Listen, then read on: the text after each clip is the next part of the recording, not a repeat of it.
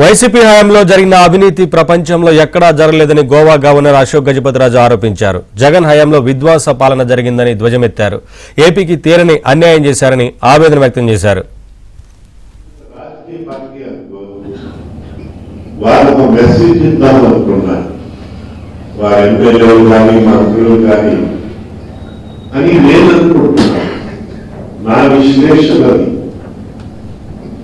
వాళ్ళందరూ భయపడిపోతే మేము రాష్ట్రాన్ని పూర్తిగా అన్ని విధాలుగా వేసుకోవడానికి అవకాశం ఉంటుందని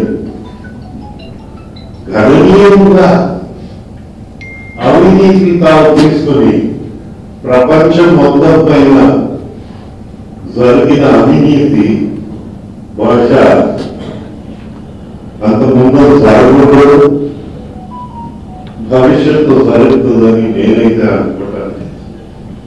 నా పేరు కూడా భాగం వేశారు. 800 ఎకరాలు విశాఖపట్నం టౌన్ లో మేము విన్నానట. నేనేమనుకున్నాను, ఇలా కనుక్కుంటున్నారు. అయితే 800 ఎకరాలు నేను వింటుంటే నేను మరింత ధనవంతుడు అయిపోయి ఉంటాను. నా భూమి ఎక్కడ ఉందని తెలుసుకోవడానికి ఆ సర్వే నంబర్స్ కోసం తెగ ప్రయత్నం చేశాను.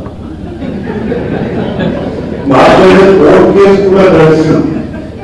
ఆ కోర్టులో కూడా వాళ్ళు ఇవ్వలేకపోయారు ఆ సర్వే నంబర్స్.